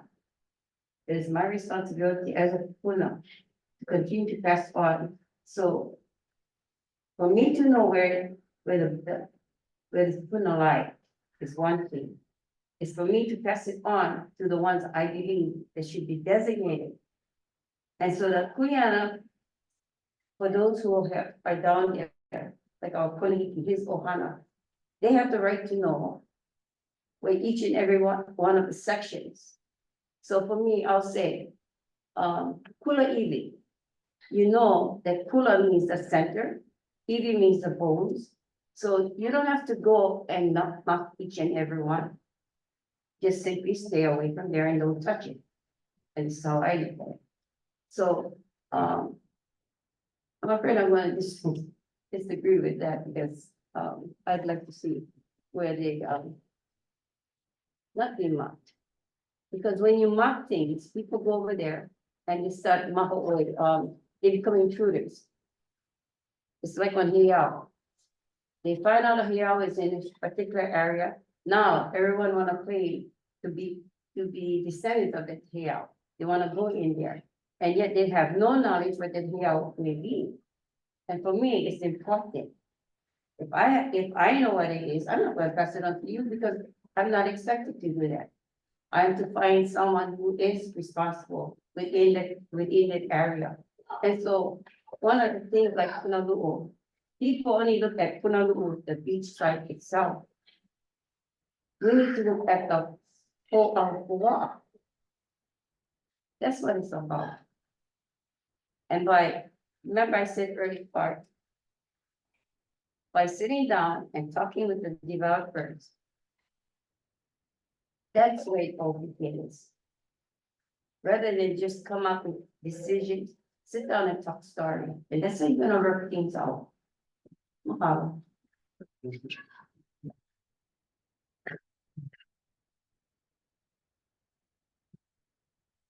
All right, would anybody else like to, Yeah, I just wanted to bring up, one of the policies that was in your original one. We kind of talked about it, I think it was two meetings ago. But you had policy 5 on here, which says rehabilitate and optimize the utilization of designated resort areas that are presently serviced by basic facilities and utilities, and before new resorts are allowed in underdeveloped coastal areas. Okay. So, I think if we're deciding how this doesn't align and how it does align, I think we should leave that in there and mention that I guess the applicant is trying to rehabilitate some of those things like Uncle Pernell mentioned. So is there any possibility for us to add that back in, which is, that's fine if we have other stuff that we're highlighting is against the CDP, but since that, I think aligns with something that is, yeah. Thank you for that. And thank you. The memo that I had in August went through a number of different policies, of which the application was in compliance. So in number 5, they're already in compliance with that one. So that's the only ones I brought forward were, I think, the ones that there was some question on, because there's already like policy number 1, they're in compliance with, and 7 and 27. And so there are a lot of policies that do apply to the area that they're already in compliance with. yeah, so if I can respond to that. So the draft letter from August 14th, Giovanni does have policy 5, so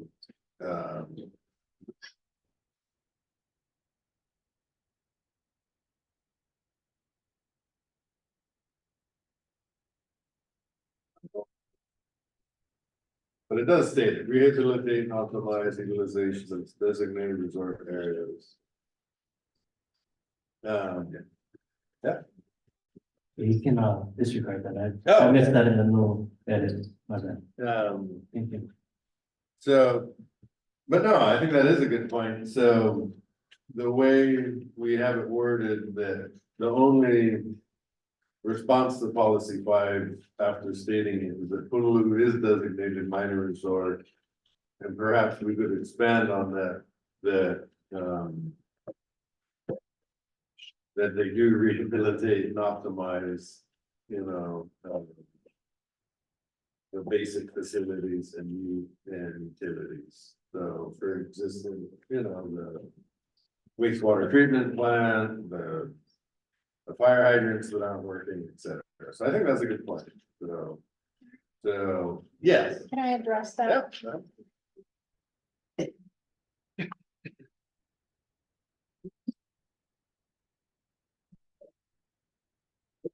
So I also found that, the application was in compliance, except that the wording of their application was possible restoration. And what I'd like to see is an actual commitment to restoration, rather than saying maybe. So, yeah, maybe they could just change their wording and make the commitment to clean it up.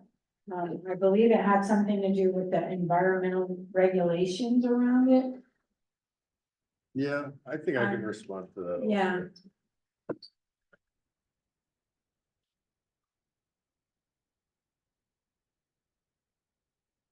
So I think Mr. Arrive might want to respond also, but I believe it was last year, or the year before here in this room. So part of the problem with the restoration and their perhaps lack of full commitment is due to the county. That because of both the tsunami and sea level rise concerns, that they're not sure what the county is going to allow them to do. And so if it was up to them, I believe they would rehabilitate the restaurant and return it as a restaurant. I don't believe that the county will allow them to do that, and if Mr. Ryan would like to speak to that, he's certainly welcome to. So some of the options potentially were to be a restaurant, to be, to kind of clear it out and maybe fix the roof and do, less structural repairs, clean it up, maybe use it as like a more of like a pavilion space, things of that nature. But that was why there was less of a full-fledged commitment. But Mr. Arai, if you're still available, would you like to speak on this? I appreciate the opportunity, Chair Masters. You're absolutely correct. I mean, we would love to restore, at least bring back some of the functionality of the former restaurant facility, but where it resides is sort of like where it intersects the intersection of county, state, and federal laws and requirements. And we're not sure if we can address all of those concerns to the point where, for example, because of the current flood requirements, any new structure, the habitable floor area has to be above the base flood elevation. And the way I understand it, that base flood elevation is about 12 feet in the air, which means that you have to lift all the buildings up 12 feet. And we know that probably would not sit well with a lot of people. So it's those type of regulatory hurdles that may make us decide better to leave it as is and maybe do something a lot more passive. But what you see in the in the concept plan is sort of like a dream. If we could do it, we would like to, but we're also practical about the hurdles that we may face. Thank you. Okay, thank you. Anybody have any other questions for Mr. Arai? All right, Auntie Lena, do you have any comments at this time? Right, any other comments from anyone else? No. Oh, Chair Masters, Yes. I'm really sorry. I know a committee member, Marl, went through her memo, and Yeah, would you like to respond to some of this? well, I'm being mindful of the time, but also we did provide a detailed response, trying to address point by point, everything in her memo. I hope all the committee members had the opportunity to look at our response. And if they have not, I would highly recommend you take the time to consider our response to committee member Morrow's memo. Wow, that was tough. Sorry. Yeah, so your response to her memo was everything that was highlighted in red, correct? That is correct. And I apologize for the formatting. We got this memo, I think, on Monday. So we had to rush to try to get it in. I think it worked perfectly for me. Hopefully, everybody at this point has I had never had opportunity. opportunity to. if you did, yeah. Oh, okay, so, Some of us didn't get it. Yeah. Or oh, you responded to what she just said again. to the second memo? That is, yes. Oh. So, We didn't. Yeah. Where did? Oh, I only have this one? Yeah, that's it. Oh, so this is. Yeah, That's that. Oh, That's okay. the Oh, I result. didn't- okay. Okay. They're only just. Assuming, yeah. Yeah, the one that, They I think don't over here, came today. that one read that. Yeah, it looks like That's this. both of theirs It together. came Yeah. today, Yeah. Okay. but yeah. not all of Okay. us got it or got I a never, chance to I never see it. get them.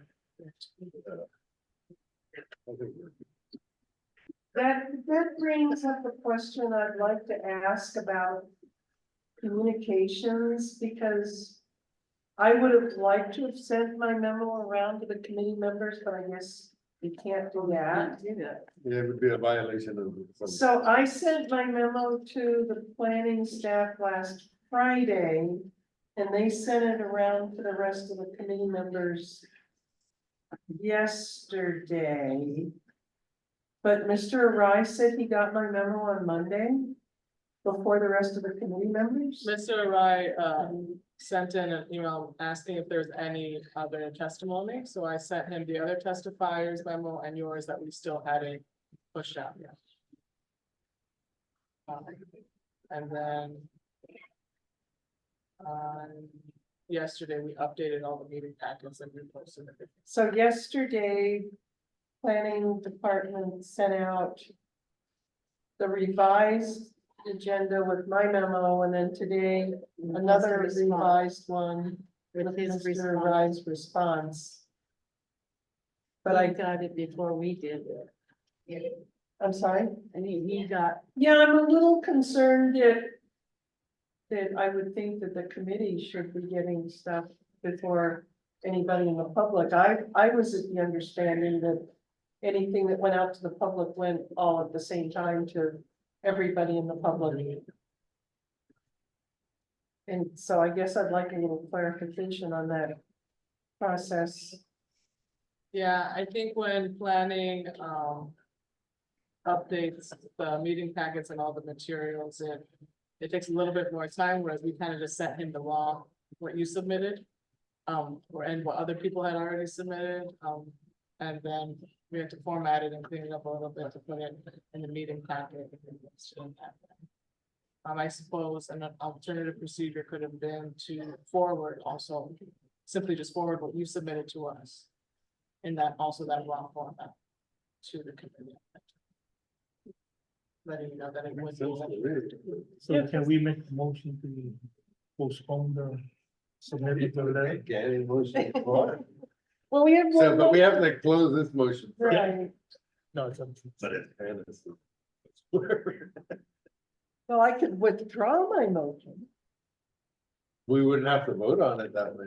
right? But I would still like to see the reply from. Yeah, I mean, he does have a, Isn't it on your paper? no, it's not on It that. just got emailed out to We me, don't have- everybody got it.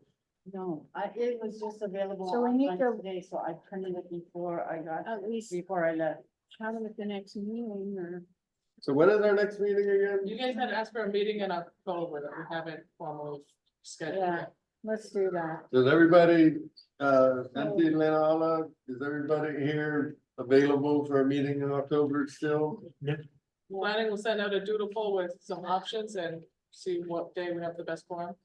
I mean, in light of transparency, I think Burnell's recommendation, should you proceed with the motion, seems the logical answer. So, would you like to withdraw your motion at this time? I will withdraw my motion at this time. Okay, is that the proper protocol? All right, would you like to, I'd like to make a motion that, we get time to evaluate the new information that came forward, and we'll, have another meeting so we and would, make a decision then after everybody get a chance to read the information. I'll that was second, submitted. make it official, I'll second. all right, we'll have a roll call on that motion. All right, No, just. Did we need any other discussions or? all right, No, we don't need. all those in favor of Burnell's motion as stated? Aye. Aye, all opposed? All right, seeing none, the motion passes. The time is now 6:58 PM. We will now move on to business item number 3. Valhalla Water Bottling Facility, discussion and potential decision making on findings regarding the water bottling facility. Is there anyone present who would like to provide testimony on this item who has not already done so? Yes. We would like to move that this be put on the next agenda because we're all still working. I have a Okay. call into the attorney, but he has not responded. Okay, well, first, since it is on the agenda, people are allowed to testify. Okay, So is there anybody present or via Zoom that would like to testify on this? All right, seeing none, I believe we have a motion to. is it table or? We can just, We will move it to the next agenda. Move Do we it to need the to next vote on agenda. this? No, we will move it to the next agenda. Thank you. All right, the time is now 6:59 PM. We will now move on to business item number 4. Proposed transient accommodations rental code amendment. Discussion and potential decision making on providing testimony to the county council. TR bill package, bill 121, 122, and 123. Is there anyone who would like to provide testimony on this item? Is there anybody via Zoom who would like to provide testimony on this item? All right, well, I will make a motion to discuss this item. Do I have a second? Second. All right, so I had provided testimony on behalf of myself since we were unaware of this and certainly incapable of discussing it at the previous action committee meeting. So I was notified of these bills by a member of a different community development plan action committee. And so I'm not real familiar with bills 121 and 122, but bill 123 allows for up to 3 accessory dwelling units on most residential and some agricultural properties that aren't within the state agricultural land use. Significant agricultural land use designation. So essentially, Ocean View seems to be precluded from this. But most residentially zoned properties outside of Honolulu and Valhalla would be possible. Except for perhaps Discovery Harbor, because I don't know how that is because of their CC&Rs and stuff. So I provided testimony on behalf of myself, since I can't represent the action committee, saying that I was certainly against this. I believe it will result in significant urban sprawl outside of the urban centers. I was the only testifier when this was discussed by the council last month. I wrote further testimony since I was working on Tuesday. And I don't think they had an opportunity to even read it since I didn't even know about the meeting. until the day before. And so I had put it on the agenda, hoping that we'd be able to discuss it before it was approved. It has since been approved, but I thought it was something important for us to discuss anyways. And so I think my big thing was simply a lack of notice, that I think it would have been pretty important for the action committees island-wide to have the opportunity to discuss this before them making a decision on it. I think it didn't address, well, two, as we discussed today, we are in the midst of a general plan update, and it seemed a bit, if I say this nicely, it seemed odd for it to be, proposed in the midst of a general plan update. That's just my opinion, without taking into concerns such as infrastructure, traffic circulation, and the effect on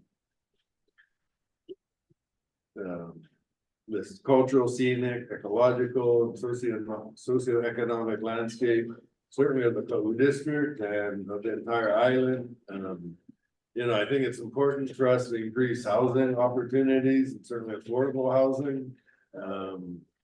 I lived in affordable housing, which, I think people think of affordable housing and they might not know what that means. So, I was a graduate student, I paid $500 a month. My next door neighbor was a lawyer and he probably paid $5,000 a month.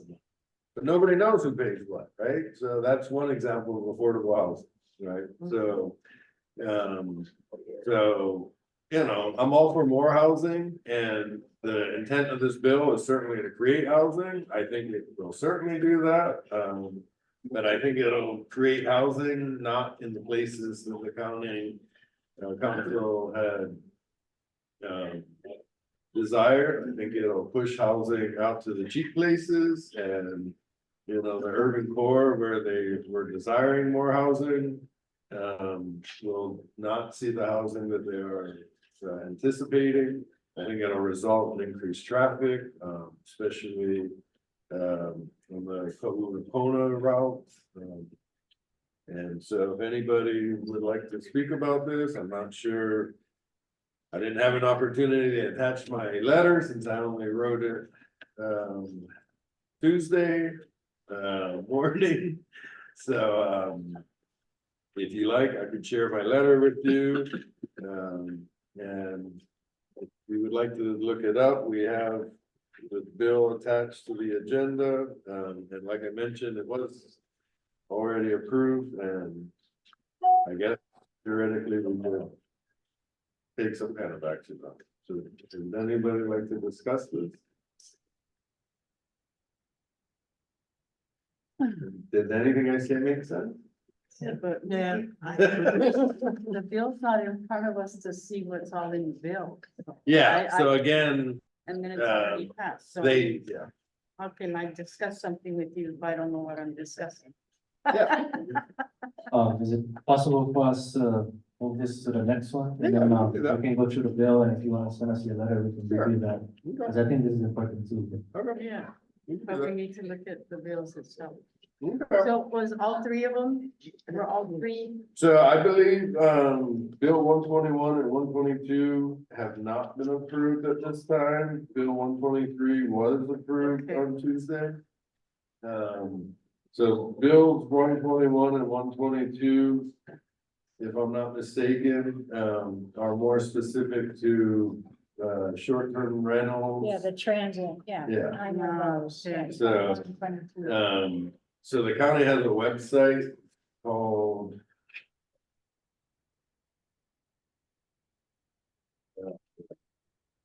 I'll forward it, HawaiiCountyTAR.com. Yeah.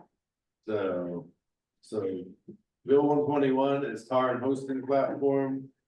122 is bed and breakfast repeal, so I think it essentially removes bed and breakfast from the county code. And Bill 123 draft 5, which is what was approved, was regarding accessory dwelling units. Regarding what? Accessory dwelling unit, So that's what they're calling them. Those were the, It's up to unpermitted- 12, yeah. Yeah, unpermitted dwellings on that. Well, no, so it's for units up to 1,200 square feet, including kitchen, so up to 1,200 square foot units, including kitchens. Including the house, so like at my house, I could have my house and 1,200 square foot other houses, essentially, but they're called accessory dwelling units with kitchens. Wow. What was 121? What is that? What was Bill 121 about? That was about the transient, Okay, And the Thank you. accommodation. and accommodations. It's a registration process for those who are using transient Airbnb. Airbnb. It's Okay. for the, So these three bills have a website that's put together by council members Kirkwood and Kimball. That we can send out the link to everybody. And then another thing to consider, depending on how deep you guys wanna go into this, is we could request. Either council member to come and maybe. do a Yeah, Q&A. I think it'd be awesome. We can ask, we can reach out to their Yeah. aides and see what their availability is for one of their next meetings and maybe even get an updated timeline. Okay. Thank you. That would be good. I would appreciate that. Yeah. So, yeah, so as I mentioned, I have spoken with our council person, Galuma, about this. Somewhat, and she's aware that it was at tonight's meeting, and I think. I do admire the county council's efforts that, their concern primarily is creating new housing opportunities. And I certainly believe and agree with them that this will. I certainly disagree with them that this is the effort, the right effort to do it, but. They are a council of people and this was their decision, so I certainly, back Miriam's efforts that if we could have them. Either provide us with the presentation or their presence at the next meeting, I think that would be wonderful. All right, so we will move this to the next agenda. Do we need to vote on that, or we will simply move it on? The time is now 7:10 PM. We will now move on to business item number 5.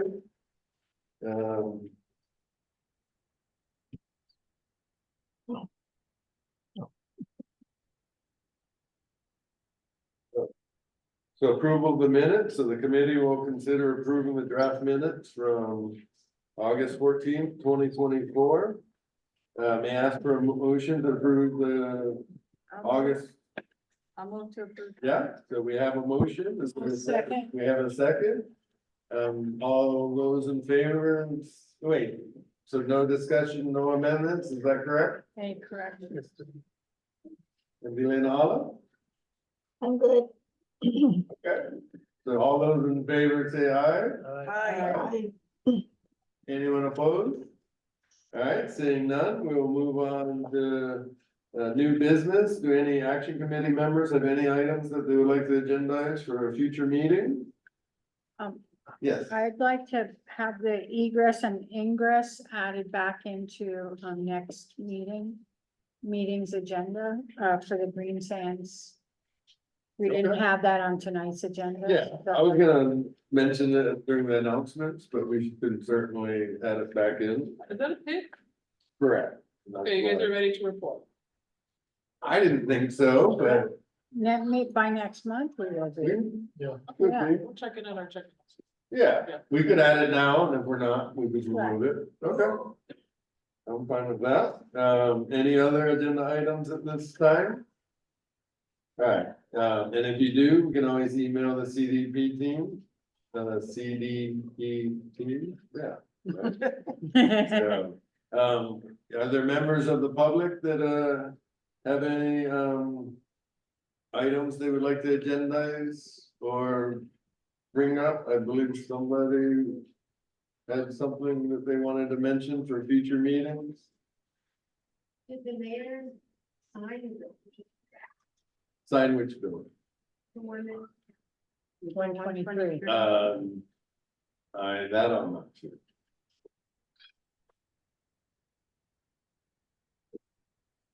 The bill 123, I'm not sure about that.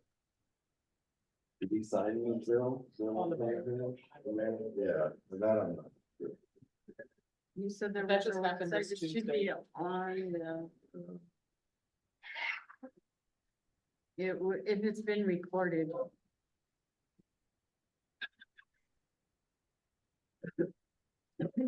This just says draft.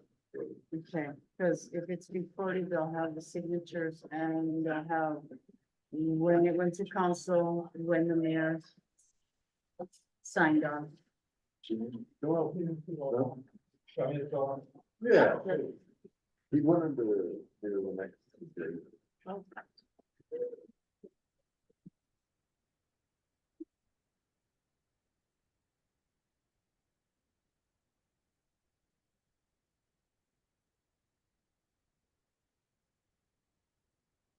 What was that website that was on? It's, I can find it. TAR. yeah, that's on there. Huh? Hawaii County TAR. Yeah. Yeah, Hawaii County TAR.com.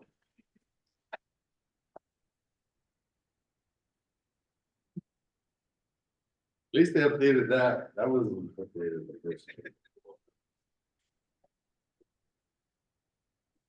All right, please state your name for the record, and if you wanna hold the microphone. Oh, yeah, And so this is regarding. the transfer station. Yes. Hi, my name is Gary Davis. I've lived in Kaʻū for the last 50 years. I lived down in Mark Twain. The last meeting I brought up about opening up the transfer stations 7 days a week, like how it was before.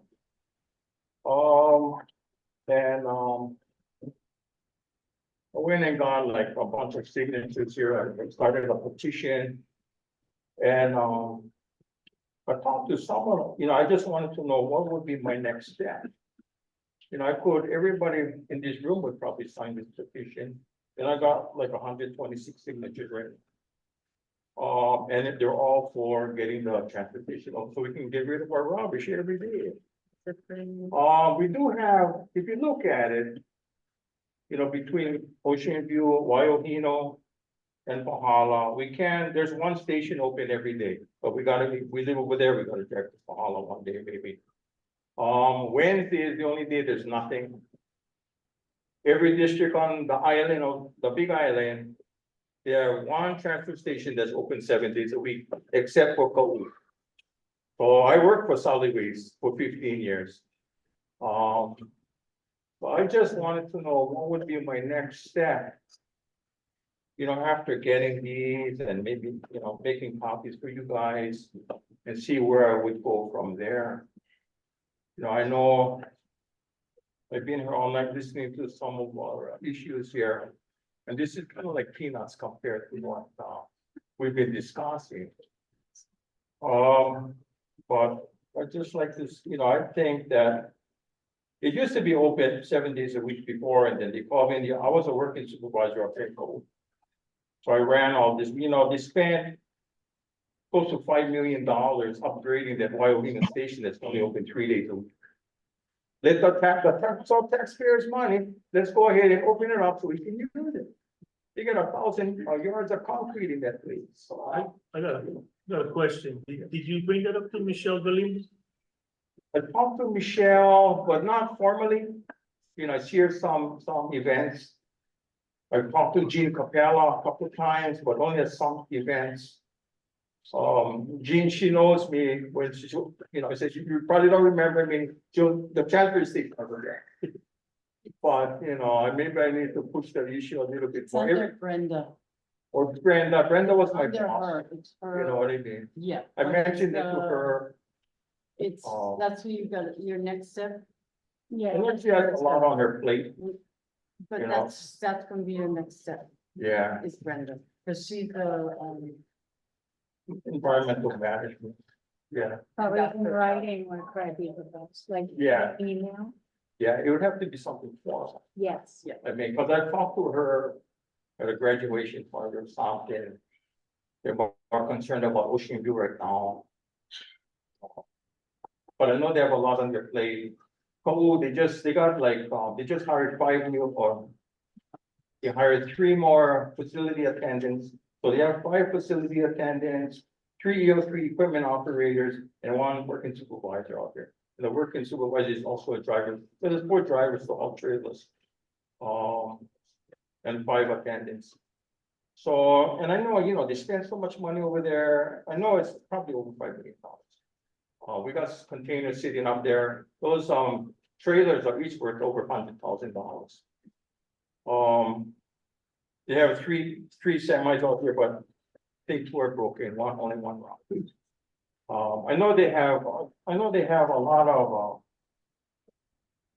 issues, well, just like any other department with manpower or whatever, but I just wanted to try and, I appreciate all their the employees, all my friends. And then these girls are all clerks with the county department. And they work hard. When I was the supervisor, I walk into solid waste and it's all clerks and they do all the work for these guys that make 6 figures, right? But yeah, we won't go there. But yeah. I can maybe talk a little bit after the meeting and see where we go from there. Are you asking the committee to? I mean, I would certainly be fine adding a quick agenda item because it is in the CDP about improving environmental management facilities. And it says, the new transfer station in Ocean View, which I guess, is there a recycling area in Pahala? The thing is, with all the, when they close it down, all the rubbish is going in the gulches. Well, I live right by Wauhee. Yeah. People throw it right on the side of the road. Yeah. Like, why are my dogs barking? And then I look and somebody's throwing rubbish on the side I of the got road. a phone call. Cause it's Wednesday and they don't wanna wait till Thursday. They said, all the Punaloo bread with bread in the packages was in the gulch. Second gulch. I think they all should be open 7 days a week. And I know that's not possible, but I talked to her, she has no idea where it came from, so it's from somewhere else, it's not her. But just people are just throwing, there's all kinds of. The one people throw too much away, that's another problem. I want them all open, but I think, why would since they spent $5 million just recently. I think, and that's like central for Kaʻū. I mean, we in Robertson, that's where it floods, when it rains, all that money. Yeah, so, I'll keep getting signatures. Yeah, right where you have to walk and throw your rubbish in, that's where the puddle is. Well, it does say actively advocate for CIP appropriation, et cetera, of the CDP. So it seems to me that we could certainly, discuss writing a letter to the environmental management department about, the critical need of having one.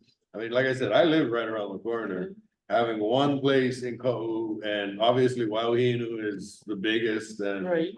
been going, 7 days a week my whole life up until, yeah, not too long ago. They spent all that money. I don't know who engineered it. That's a whole nother conversation. Better wear boots if it's raining. I know that one, but I think it would be appropriate for us to certainly take your petition. I'm more than happy to sign it. Because I think all of us see the results of, I'm not driving to Pahala, I'll wait. I got plenty of trash cans now because if I gotta wait, I just wait, so, but a lot of people don't wanna wait. It's all on the road. I see it all the time, so. So we're still on new business, so I don't know if we can fit on the next agenda, but if we're not able to, we can push it to the next one, so. Thank you. Thank you, Bob. Thank you. So I'm certainly, at this point, we could add it, and if we're not able to address it then, we could push it to the next one. Is everybody in agreement with that? So we'll add, consideration of, drafting a letter to environmental management to, Increase hours. open Wauhinu transfer station 7 days a week. Yeah. Does that seem agreeable? Okay. All right, so moving forward, I think the only announcement I had is that our PIG, which I can never remember what it stands for, had met regarding the Green Sand subdivision emergency access route. I don't recall specifically what the title of our investigatory group is, but so we had met via Zoom with Captain Ron, Volunteer Chief Ron Ebert, and I didn't bring my notebook, looks like. But so we had met with him, we had identified some possible routes. I spoke briefly with Councilperson Galimbo about this. We identified some of the efforts and strategies that we're gonna need to figure out. And I think it's, one, it's something we've known for a long time. Two, after what occurred in Lahaina, it's only become more apparent. And so hopefully at the next meeting, we're gonna try to have this on the agenda and have some type of report. Is that? Where's Miriam? That's what would be the next step, right? So, and so we will have that hopefully on the next agenda. If does any committee member or staff have any other announcements at this time? All right, seeing none, do we need to make a roll call, or I will now adjourn the meeting? The meeting is adjourned at 7:24 PM. Thank you all for your attendance. Have a good night. Oh.